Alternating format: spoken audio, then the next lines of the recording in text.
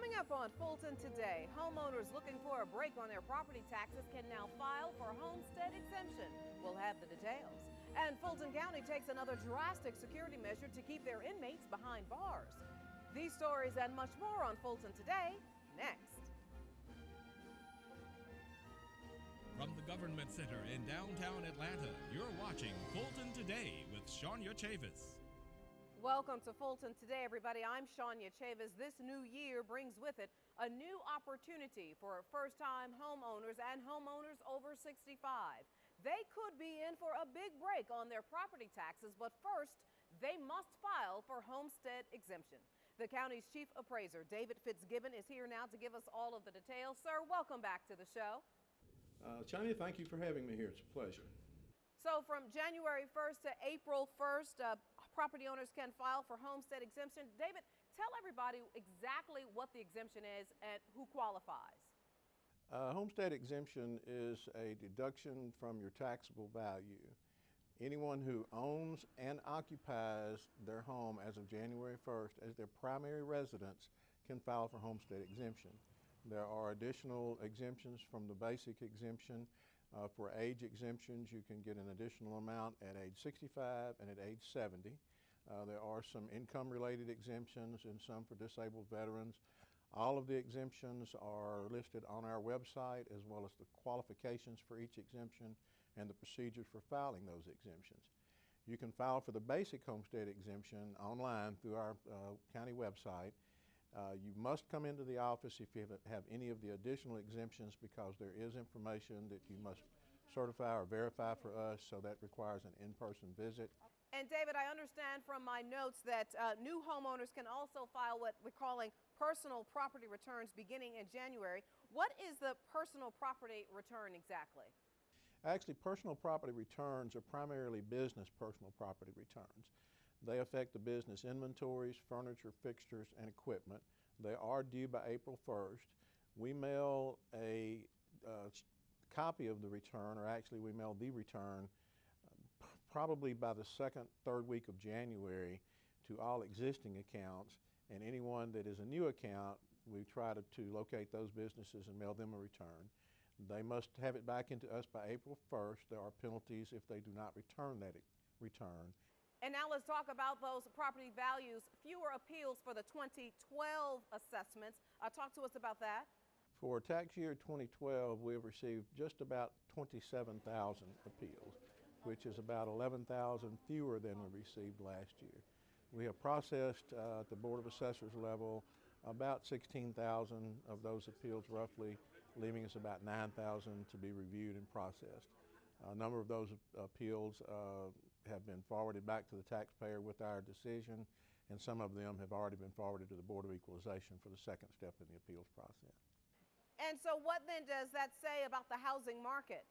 We normally expect to receive around 10% appeals in any year. That's pretty standard for most of the metro counties. We are seeing, particularly year before last, when we received a great number of appeals due to that being the first year that everyone received an assessment notice. But we don't see really a great increase or decrease in appeals, primarily because of the housing market. They all are related to quick changes.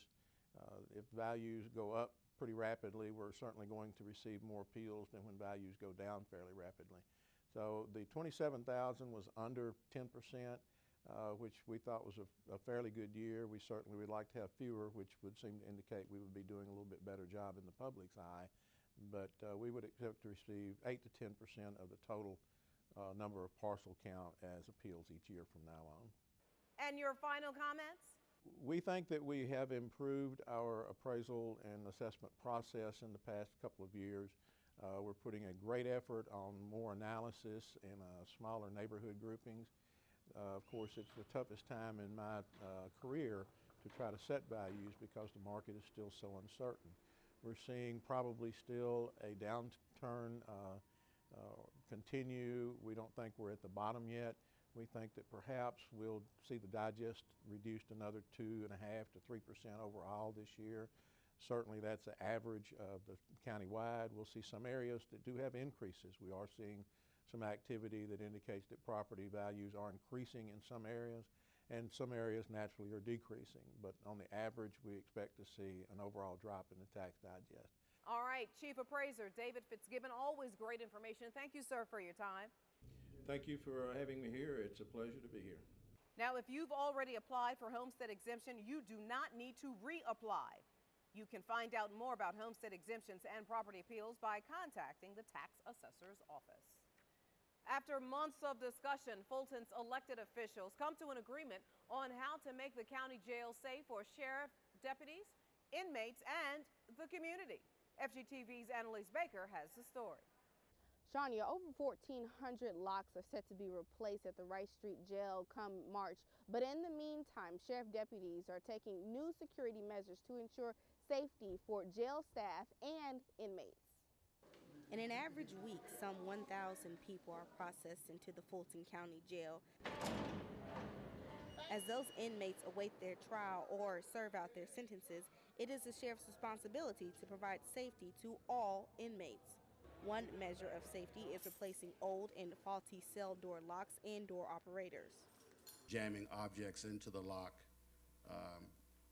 interfering with the door operation. I believe I mentioned that they were racking the doors, and by that I mean they were putting objects between the door and the door frame and then violently closing the door, which causes the door and the door frame to come out of alignment, and that affects the ability of the lock to operate properly. In 2011, 46 incidents, 5 of serious natures, occurred as a result of the old cell door locks. Last year, new test locks were placed in the Fulton County Jail. Those locks have motorized locking devices and an indicator light at the door and can be locked remotely. When the locks are installed, Chief Jailer Mark Adger is confident that fewer incidents will occur. In addition to replacing the jail locks, deputies have been trained to better manage inmates. We have implemented several programs over the past 3 years that has successfully dealt with a lot of the issues that we have with our inmates. As a matter of fact, we get several technical requests from other institutions asking how we deal with difficult inmates. Chief Jailer Adger says that deputies make more security rounds. They have added protection devices that help find contraband and improved other security equipment. This project is set to be complete by the end of the year, and once these new locks are installed, they're expected to last for another 24 years. In Northwest Atlanta, I'm Annalise Baker for FGTV. Thank you very much, Annalise. Meanwhile, Marta riders get to meet the transit system's new general manager and CEO. Keith Parker celebrated the holiday season with Customer Appreciation Days at stations across the county. There was music, games, even prizes. The new executive says it's one of many events he plans to help him get to know Marta customers. The main thing I want to say is that we're looking for ideas. We want people to know that we're looking forward to hearing from them and looking forward to moving forward with some great ideas, some great plans, and again, turning the agency into one of the premier transit systems in the country. Marta also made changes in several bus routes last month to improve safety and on-time performance. Parker took over as Marta's new general manager last month after serving in top transit positions in San Antonio, Texas, Charlotte, North Carolina, and Richmond, Virginia. Government and community stakeholders are moving right along with plans for Superior Court's latest intervention program for veterans. Last year, the court received $750,000 in federal funds to start the Veterans Expanded Treatment Services Program, or VETS. Judges, public safety officials, community representatives, and a veteran lend their insight and support to make sure the program works.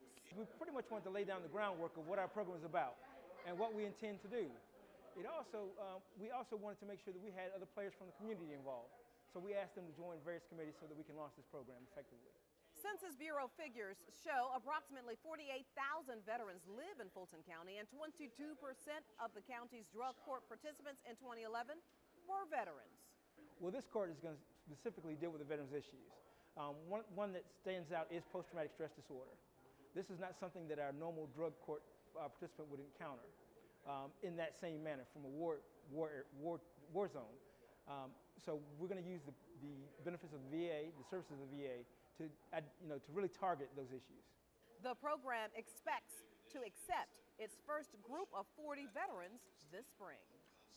Each year, more than 200 nonprofit organizations receive grants from the Human Services Department. And if you want to get in on that, you need to act now. February 22nd is the deadline for fresh and human service grant applications. These grants help to fund nonprofit organizations that offer services for older Americans, children and youth, the disabled, unemployed, and the homeless. Eligible programs for the Fresh and Human Services grants include those programs that have a 501c3 tax-exempt nonprofit status from the IRS, those organizations and programs that have at least a $1 million aggregate liability insurance policy, those programs that have been in existence for 2 years and can show 2 years worth of performance measures regarding impacts to the targeted population. Again, the deadline for submitting online and printed applications is Friday, February 22nd by 3 p.m. No exceptions. If you have questions, contact the Office of Grants and Community Partnerships. And still to come, another international delegation visits the county to figure out how Fulton does business. It's a part of our district-by-district coverage next.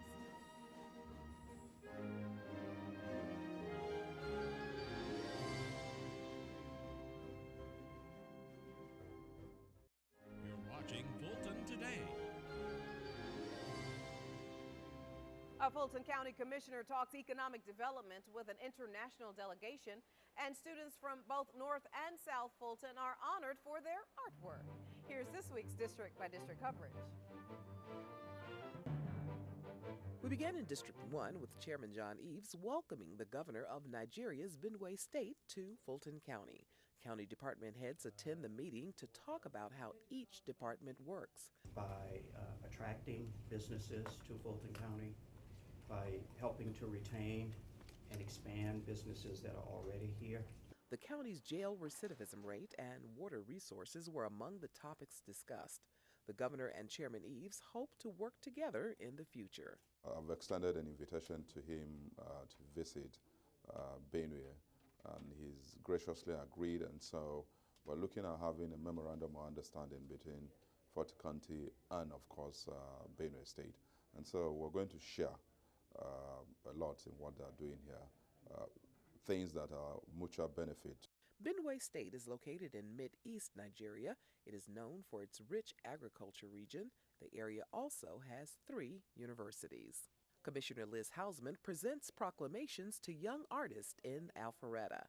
Artwork by 4 Creekside Elementary students was chosen for the 2013 Water Calendar Art Contest. The Fulton County Water Resources Department hosts the art competition each year. 130 Fulton County students in grades K through 12 entered the contest. Well, we're here at Creekview Elementary School to congratulate the winners of the Water Calendar Art Contest. We had 4 of the winners from Creekview Elementary School, including the cover winner. So it's exciting to see such great artwork and to see the kids focusing on the importance of good, clean water. Some of the students were recognized during a Board of Commissioners meeting in December. The children were asked to submit original artwork drawn by hand to promote better water quality and water conservation. 13 pieces of artwork were selected for the 2013 Water Art Calendar. In District 5, the Harriet G. Darnell Senior Center celebrates 13 years of service to the community with an anniversary ball. Members of the Harriet G. Darnell Multipurpose Facility put together a dinner dance to recognize the achievement and to raise funds for the Friends of Darnell Incorporated. We want to say thank you to the Friends of the Harriet G. Darnell Center, our nonprofit corporation, and all of the friends and neighbors of this center for bringing to us this wonderful evening of food and fellowship and friendship. The Harriet G. Darnell Senior Center is definitely an asset to the District 5 community. It offers arts and crafts, calligraphy, and computer classes for participants. For more information, you can call 404-699-8580. And finally, in District 7, young fathers of the Teen Dads program are recognized for their outstanding achievements. 23 teen dads graduated from a 24-week education and life skills program. The fathers participated in career counseling and parenting classes. My goal is to finish school and show other young folks like me that didn't get a chance to see the program, let them know that, show them that it's a good program, show them the right way to go, and let them know to take care of their kids, to be a good father to their kids. The Teen Dads program was created by Commissioner William Bill Edwards in 2009. Since then, over 140 young fathers have graduated from the program. In June of 2012, the Fulton County Board of Commissioners accepted a $25,000 grant from the state of Georgia to provide services to educate participants on abstinence and contraception. With this week's district-by-district coverage, I'm Melissa Lewis. And when we come back, new incentives to help you become a homeowner. Stay with us.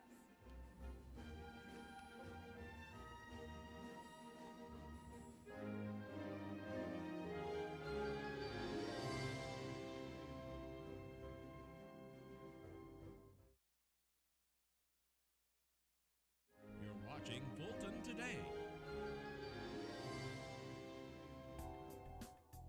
Portions of the following segment are part of the Fulton County Common Ground Initiative. Common Ground, the county's comprehensive solution to the problem of health disparities in the community. If you think that you cannot qualify to purchase a home, then this story will convince you that you can. FGTV's Lynn Vaughn has the story of yet another successful NSP homeowner. Former Cobb County renter Tonya Brower is the proud owner of her own home in Fulton County. And I'm just so honored to be here in my new home for Christmas, and I couldn't have asked for a better Christmas. It's thanks to partnerships between public and private agencies brought together under the county's Neighborhood Stabilization Program. This was a collaborative effort between our development partner, APD Solutions, and Cobb County's Department of Transportation.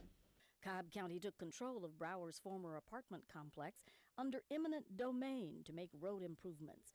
With her $25,000 relocation fee from Cobb, Brower was able to comfortably afford this 3-bedroom, 3-bath home. I don't have to pack up and move no more. I'm stable. I'm in a nice community. I could decorate the way I want to decorate now. I could make holes in the walls and rearrange stuff. The Housing and Human Services Department wants you to know that under the Neighborhood Stabilization Program, you can qualify to purchase a home in the county at a reasonable price. There are families out there who can have a home like this in Fulton County for less than what it costs to pay rent. That's right. And that's the story that's being told. That's the Christmas gift. Here at Fulton County Neighborhood Stabilization, we are very passionate about taking one neighbor at a time, putting them into these houses to help heal the damage from the foreclosure debt that occurred years ago. We have affected over 25 neighborhoods, putting neighbors together, spurring economic opportunities for new jobs, just making the neighborhoods whole and healthy again. Don't let houses like this one sit vacant, and don't let these NSP funds go unused. The Housing and Human Services Department will work with you to help you qualify to buy your own home. Get in touch with one of the partner agencies or call the county. In South Fulton, I'm Lynn Vaughn, FGTV. All right, thank you very much, Lynn. Now, here is the contact information for Housing and Human Services and partners ABD Solutions and the Atlanta Neighborhood Development Partnership. Now, if you don't get all of those, just call our housing department at 404-613-7944. You can shop for a home on the partners' websites. Want some good advice on how to stay young your first 100 years? Well, that was the title of a recent health lecture at the Alpharetta Library. Dr. Anthony Nearhood practices what used to be considered alternative medicine, that is chiropractic medicine, but it's mainstream now with many insurance plans paying for the care. The basic principle is that the body can heal itself when the skeletal system is aligned and the nervous system is functioning properly. That's why the doctor says chiropractic care is big in pro sports. Most professional teams right now utilize chiropractic care as far as sports go. And some of these guys, of course, are in the best physical shape out of anybody that you'd meet. But, you know, they utilize chiropractic care to stay healthy, to prevent future problems, you know, just to stay plain, stay strong, and it actually increases their performance. Dr. Neerhood says your body will tell you when something is wrong. Listen to your body as far as the little aches and pains and not ignore symptoms and pain. Because those problems just cascade into bigger problems as we get older. So it's best to seek treatment earlier on with, you know, obtaining better results as you're younger, as opposed to waiting till we're older and we have a lot of arthritis and a lot of disc issues, for example, which cause a lot of pain and actually cost Americans a lot of money to treat when it gets that bad. You can get information on any subject there is at a branch of the Atlanta Fulton Public Library System.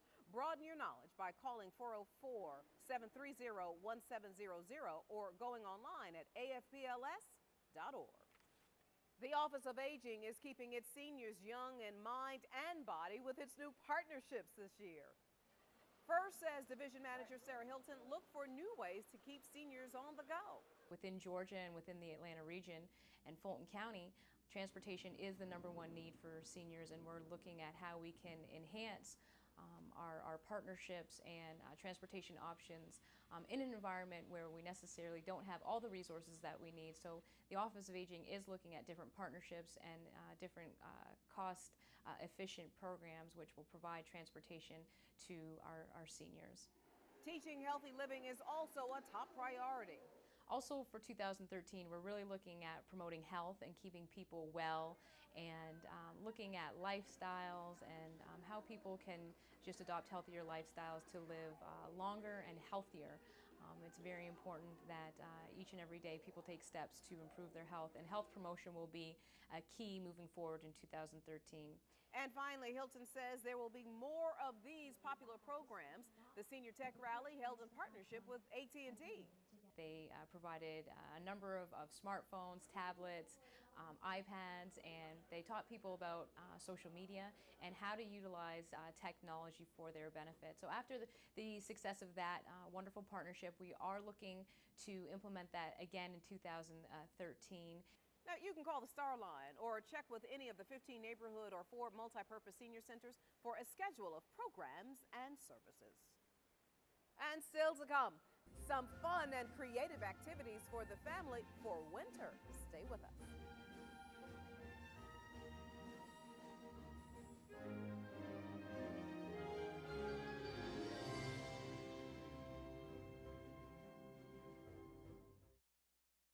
You're watching Fulton Today. The building blocks of science and technology lie in the hands of children at a local library. Legos and Lego motors were used to create a paper crinkler at the Northside branch. Children learned that crinkled paper is often used to make items like cardboard. What may have seemed like a fun after-school project turned out to be a basic lesson in engineering. We take a Lego-based program and applied it to our proprietary models so that it's important to them because they learn creativity, coordination, teamwork. They learn the principles of science and technology of what they're working on. Once that project was over, children geared up for another one. To find activities for kids, you can visit afbls.org and click on events. And finally, a Parks and Recreation program has some kids on the run. That program is Fulton County's track and field. Ready, set, go! Registration for the program continues through February 15th. Parents can request information in person at the Cliftondale, Burdett, and Sandtown parks. Kids who participate in the program could benefit from the program in more ways than one. What we do is we try to give them a chance, number one, to have fun, okay, bond with other kids, socialize. Number two, it also sets up sort of a lifestyle activity where they say, hey, I like running, and they might run the rest of their lives. Again, the deadline to register is February 15th. Parents can get more parks information by visiting the county's website. And before we go, our reminder that we'd like to hear from you about the stories and programs here on FGTV.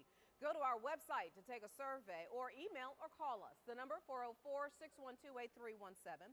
You can also email us at fgtv.feedback@fultoncountyga.gov. You can follow us on twitter.com/FGTV, friend us on Facebook, and watch us on YouTube. Well, that does it for this edition of Fulton Today. I'm Shania Chavis. Thank you for joining us.